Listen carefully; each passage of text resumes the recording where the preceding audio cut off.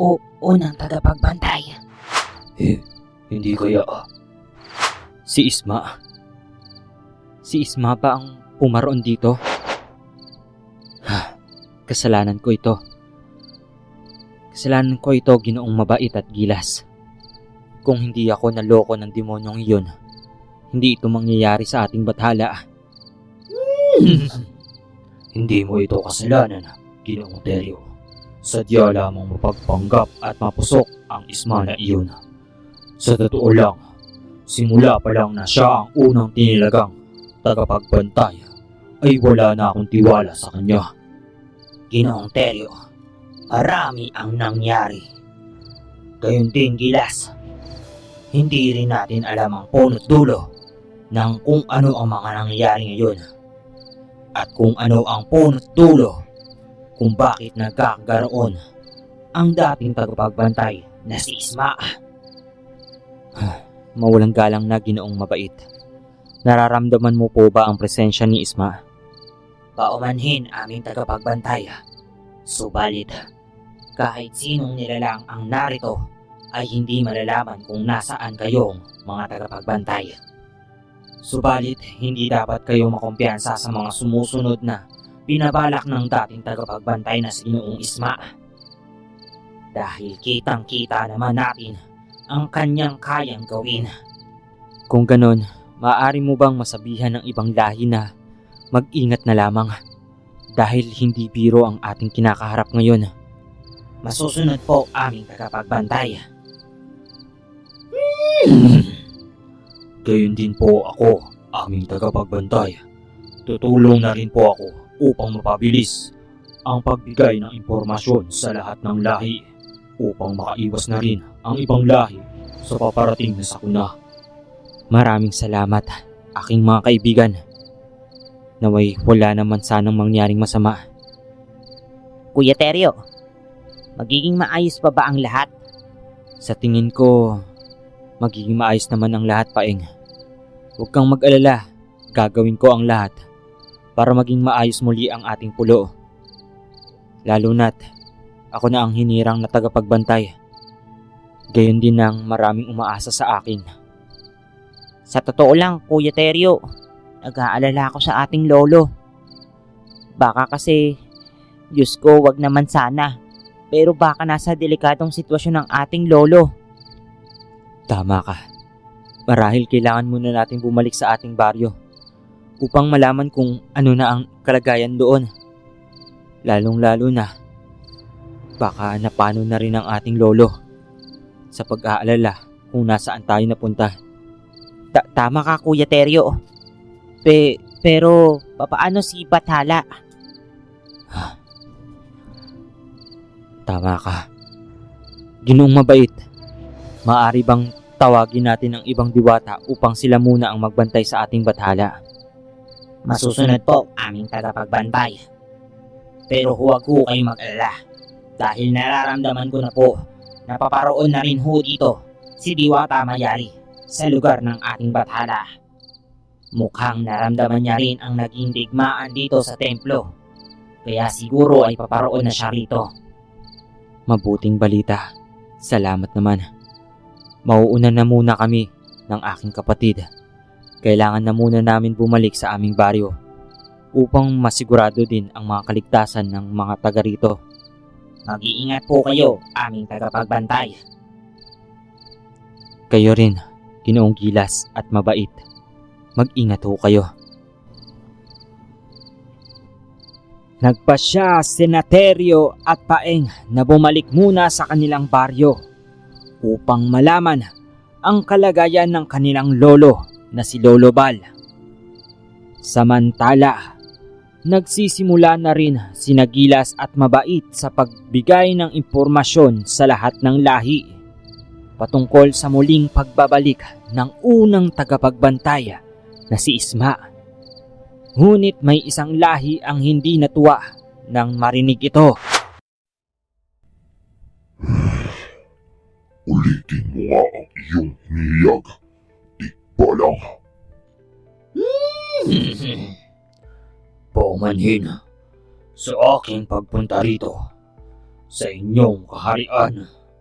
Subalit, nais ko lang kayo bigyan ng impormasyon para sa inyong kaligtasan.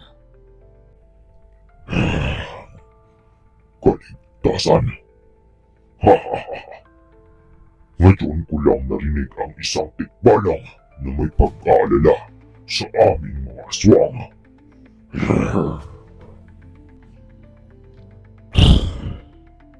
Paumanhin, pero maaari bang tama muna ang alitan sa ating mga lahi?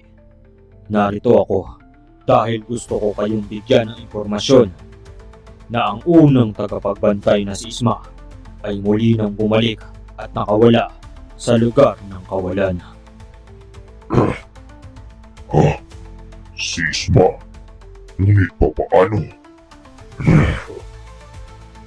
Nagbalik na pala ang hampaslupang yun. Maaari bang makiisa muna ang inyong lahi sa aming bilang sa paghahanda laban sa kanya?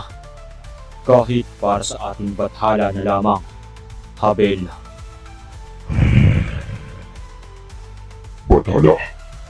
Ano naman ang ginagawa ng bathala ngayon sa oras na ito at sitwasyon? Dapat siya muna o siya mismo ang tumugis sa hampaslupang si Isma?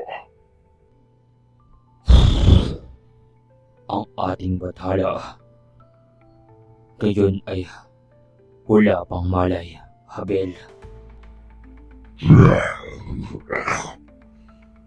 Anong sinasabi mo? Kaibangan? Paano walang malay ang ating bathala? Alam kong hindi ka maniniwala, Habel. Hari ng mga aswang. Ngunit bago pa kami makarating sa templo ng bathala, dali-dali na palang pumaroon at sinugod ni Isma ang bathala. At mukhang sa di inaasahan, sa loob ng ilang dekada at henerasyon, sobrang lakas na ni Isma na pati ang ating bathala ay walang nagawa. Kung totoo ang sinasabi mo sa akin, harapan, hindi lang dating Isma ang ating nakakaharap o makakaharap sa kasalukuyan, kundi ang anak na ng pinakamalakas na itim na elemento. Dapat nga natin paghandaan ang bagay na ito. Hindi biro ang ating kakaharapin, Gilas. Maaasahan mo ang hukbo at lahi namin na tutulong sa inyo. Ngunit sa pagkakataong ito lamang, Gilas, nagkakaintindihan ba tayo? Nagkakaintindihan tayo, Habel.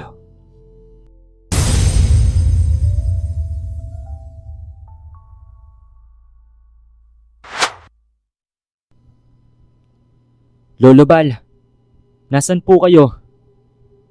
Teryo! Nako! Apo! Mabuti naman at nakauwi na kayo.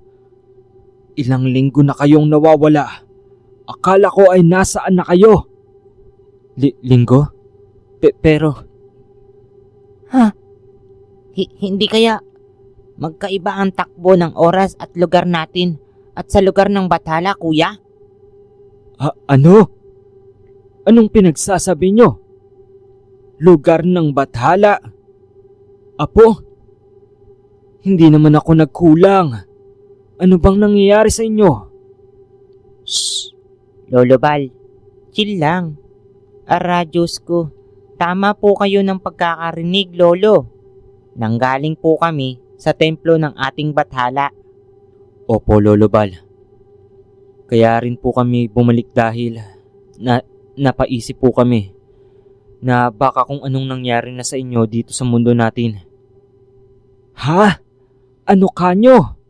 Sandali lang, hindi ko maintindihan mga apo. Huminahon po muna kayo, Lolo Bal.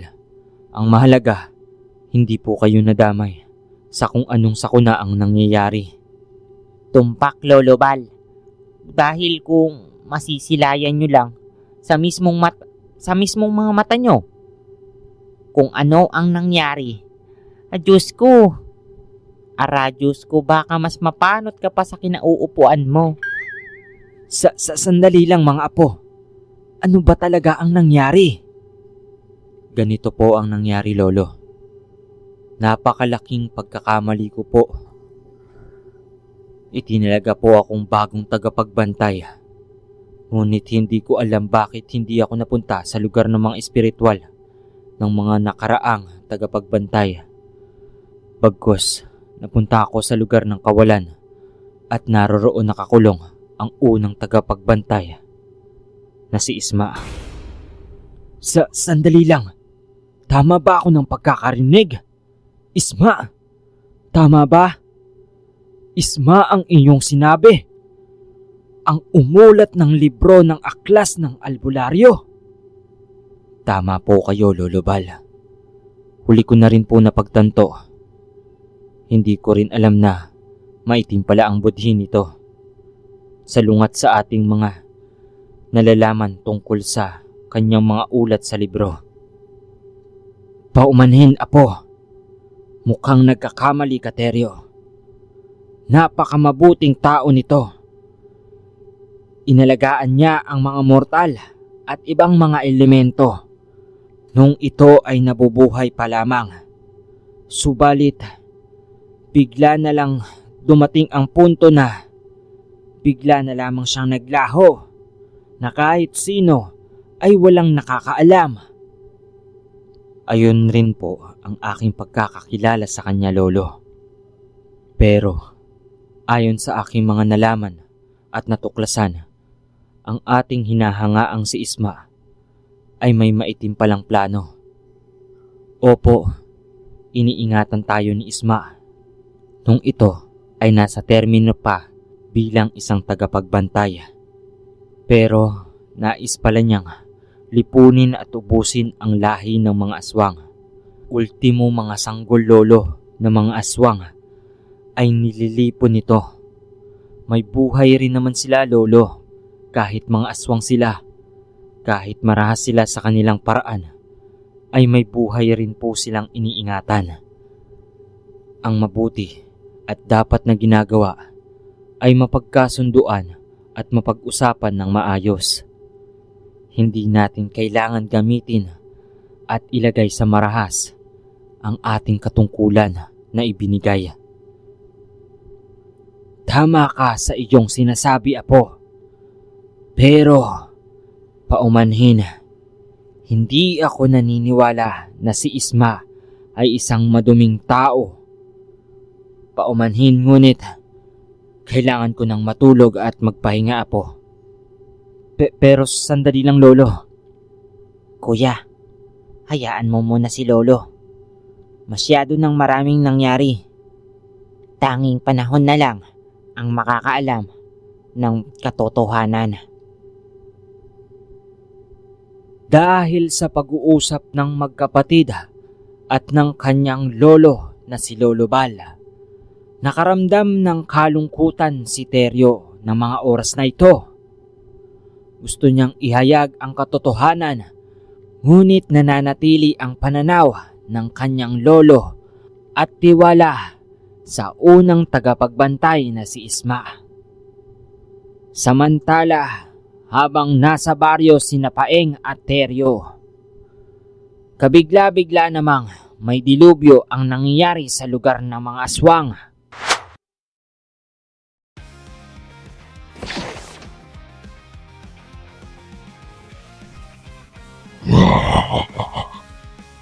Abel, mukhang nagkita muli tayo.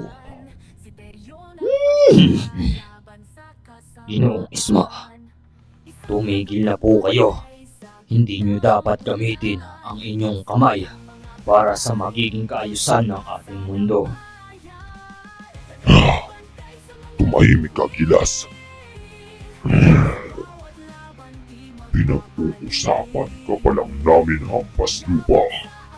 At tama nga, narito ka na nga muli. Kamusta ang pananalagi sa lugar ng kawalan? Alam kong isa ka sa mga naglason sa utak ng dalawa kong anak, Abel. Isa ka sa mga nagsabing ilagay ako sa lugar ng kawalan.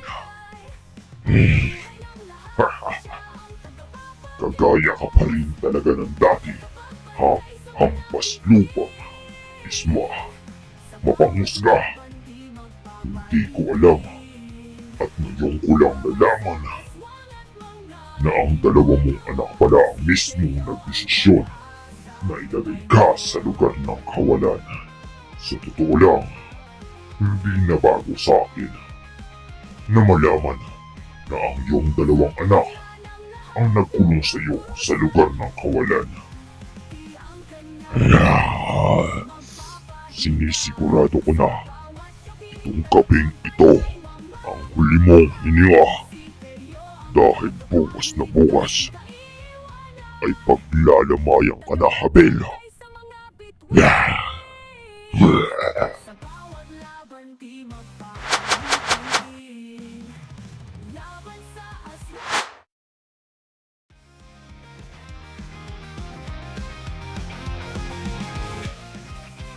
Mga kamandrigma, maraming salamat po sa lahat ng sumusubaybay sa ating mga series. At nagpapasalamat din po ko sa walang sawang paghihintay nyo. Bagamat matagal tayo nakakapag-upload, ay nariyan pa rin po kayo upang panoorin ang ating mga pinapalabas sa ating tahanan.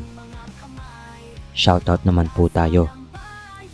Shoutout kay Jenaline Nestrella, John Jane Somblingon, Adrian James Estay, Janice Donato, Lovely G, Reginald, Cristel Kayud, Ted Memegay, Gimson Drageda, Marton Botog, Angela Mag Apo, Joshua Maluloyon, Emmy Kongkoy Channel TV, Carl Gipanaw, JR Resurrection, Benkat Animation, Henry Kabuwang, Wisner Quilana, Joseph Montalban, Marisa Layola, Rev Chavez, Cecil P, Judith Favor, Jerwin Ducaling, Jane Nerimores, Emilita Nuer Chupila, Joseph Meres, Mr. Mojako, Ivan Carl, Rene Boy Serrano, Cristra Jico, Rodalyn Soyude Guzman, Ronnie Racaza. At shoutout na rin sa lahat ng nagmamahal sa aming mga gawa ng aking misis na si Sisi Animates. Maraming salamat po mga kamandrigma. Hayaan niyo po at babawi po ako at ang aking mga kasamahan upang gawin ang magandang animasyon sa paparating na mga buwan. Sana po ay maunawaan nyo kung bakit natatagalan ang ating upload. Maraming salamat po at see you in the next episode.